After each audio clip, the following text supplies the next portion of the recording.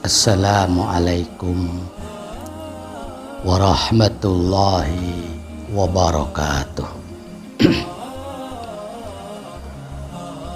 Bismillahirrahmanirrahim. Alhamdulillahi rabbil alamin. Wabihi nasta'inu ala umuri dunya waddin.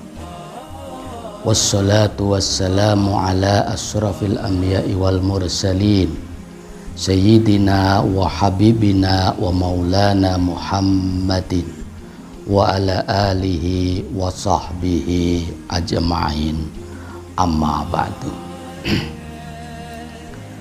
Saudaraku yang dirahmati oleh Allah subhanahu wa ta'ala, salah satu kewajiban kita sebagai seorang mukmin adalah menjalankan ibadah sholat 5 waktu sehari semalam. Perlu kita ketahui bahwa setiap sesuatu hal yang diperintahkan oleh Allah subhanahu wa ta'ala itu sudah tentu pasti ada hikmah, fadilah, dan juga ada pahalanya. Begitupun sebaliknya, sesuatu hal yang dilarang, diharamkan oleh Allah subhanahu wa ta'ala, tentu itu ada madorotnya, ada bahayanya bagi pelakunya, baik itu di dunia ini, terlebih-lebih kelak di akhirat nanti. Begitupun dengan perintah Allah subhanahu wa ta'ala terkait dengan kewajiban kita untuk menjalankan ibadah sholat 5 waktu. Tentu di situ banyak sekali hikmah, fadilah, dan pahala yang diberikan oleh Allah subhanahu wa ta'ala kepada kita selaku hambanya, bagi siapapun yang mau melakukannya dalam kehidupan sehari-hari. Salah satu di antaranya ialah keutamaan sholat berjamaah, sebagaimana yang tempo hari telah Al-Fakir sedikit jelaskan tentang keutamaan sholat berjamaah ini dibandingkan dengan sholat sendirian. Salah satu di antaranya ialah sholat berjamaah itu pahalanya lipat 27 derajat dibandingkan dengan sholat sendirian. Ada pula hadis yang menyebutkan 25 derajat dibandingkan dengan sholat sendirian. Sholat 5 waktu merupakan ibadah yang paling pokok bagi kita selaku umat Islam. Selanjutnya ibadah-ibadah, kewajiban-kewajiban yang lainnya, dan selanjutnya kesunahan-kesunahan yang lainnya pun yang juga dianjurkan oleh Allah subhanahu wa ta'ala.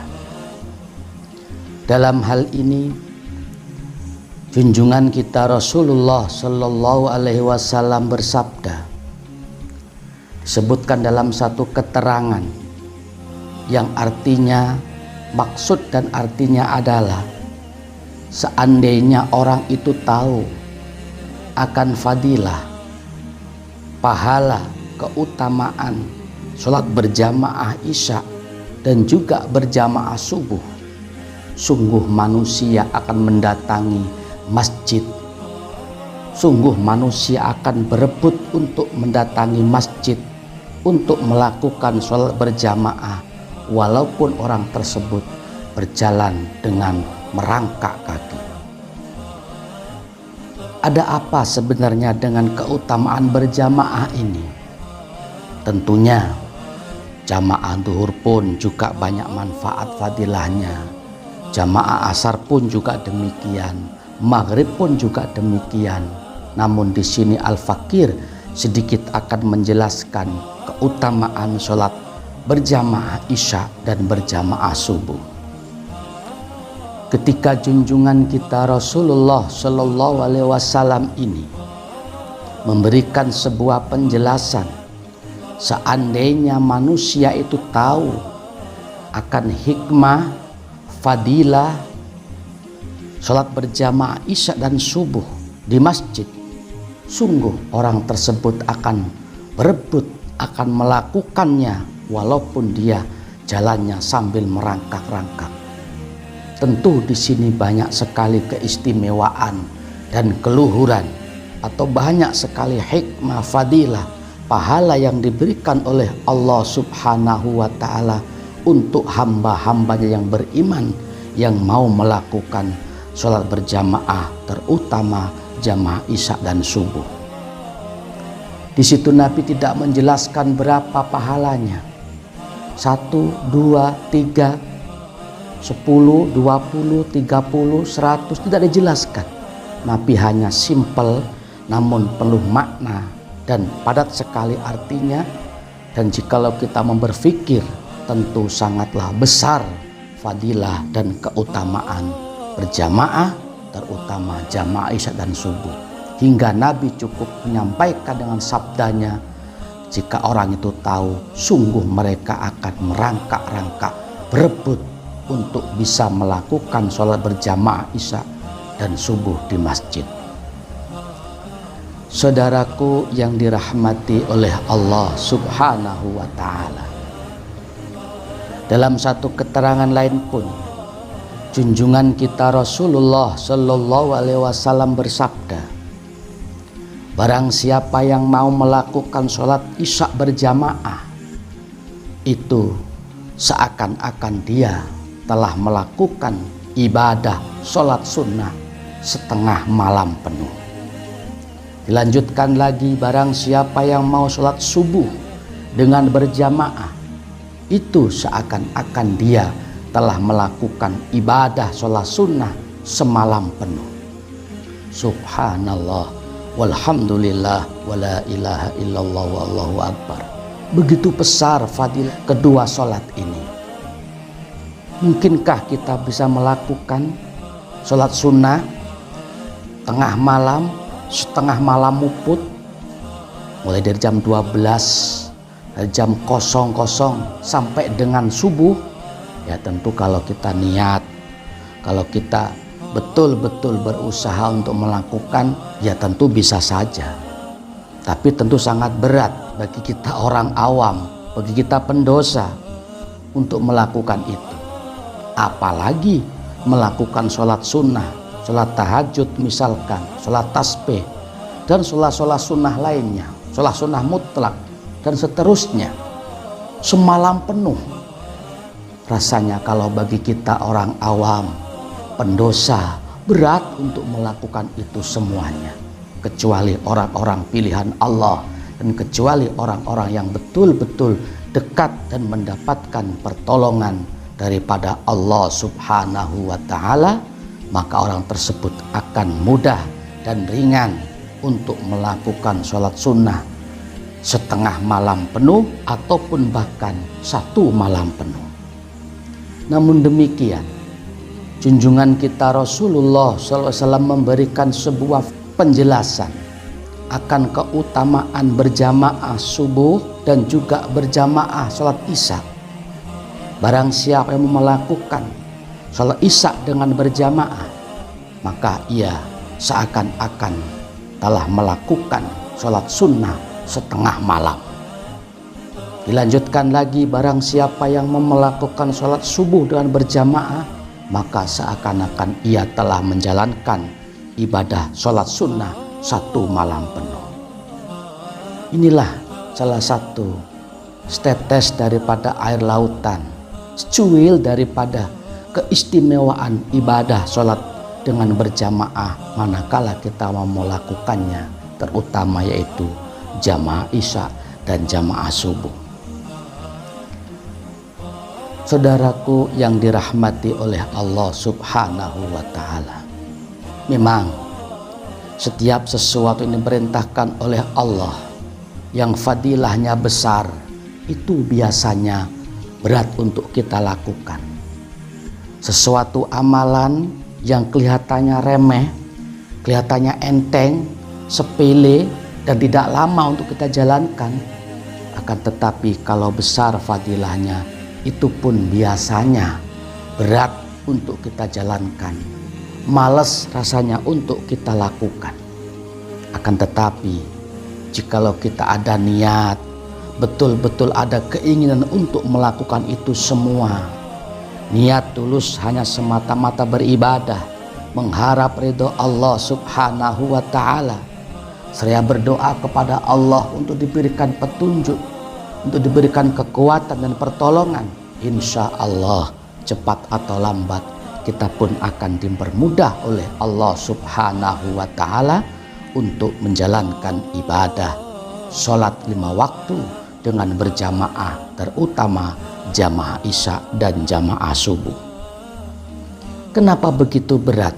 Tentu karena kita membawa hawa nafsu, kita memiliki hawa nafsu, kita pun juga digoda oleh setan, oleh iblis alaihi laknat dengan berbagai macam cara untuk menggoda kita semuanya supaya kita tidak melakukan perintah-perintah Allah. Salah satu di antaranya, jangan sampai kita melakukan sholat isya berjamaah dan subuh berjamaah karena fadilahnya sangat besar.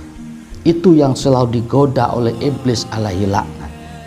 Tetapi jikalau kita ada niat dan selalu memohon pertolongan kepada Allah, insya Allah godaan hawa nafsu, godaan iblis alaihi laknat tersebut akan mampu kita kalahkan berkat pertolongan daripada Allah subhanahu wa ta'ala. Dengan demikian saudaraku dimanapun berada, mari mumpung kesempatan masih ada, mumpung Allah subhanahu wa ta'ala masih memberikan kesempatan berupa kesehatan, berupa umur yang panjang, mari sama-sama perintah-perintah Allah ini kita jalankan, terutama ibadah sholat 5 waktu dengan berjamaah. Mari sama-sama fadilah-fadilah yang diberikan oleh Allah subhanahu wa ta'ala ini kita kejar. Dengan cara apa? Melakukan ibadah-ibadah yang telah diperintahkan oleh Allah subhanahu wa ta'ala. Dan kita semangat menjalankan ibadah, insya Allah kehidupan kita, baik kehidupan di jangka pendek dunia fana ini ataupun kehidupan jangka panjang di akhirat nanti, akan senantiasa diperbaiki dan diberkahi oleh Allah subhanahu wa ta'ala.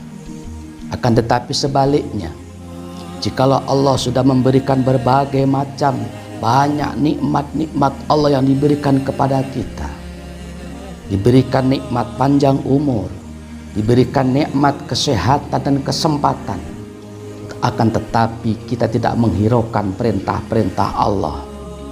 Kita hanya bersenang-senang, bersenda gurau. Allah perintah sholat, kita tidak mau sholat misalkan. Allah perintah puasa, kita pun tidak puasa misalkan. Allah perintah zakat, perintah haji kalau mampu kita tidak tunaikan, justru kita malah melanggar. Semangat untuk bermaksiat, semangat untuk meninggalkan sholat, dan semangat melakukan kemungkaran-kemungkaran yang lainnya. Jikalau kita tidak segera bertobat kepada Allah subhanahu wa ta'ala, jikalau kita tidak segera insaf memperbaiki diri, jikalau kita tidak segera meminta ampun kepada Allah sementara ajal menjemput kita dengan keadaan berlumur dosa, belum bertobat kepada Allah subhanahu wa ta'ala, inna lillahi wa inna ilaihi raji'un.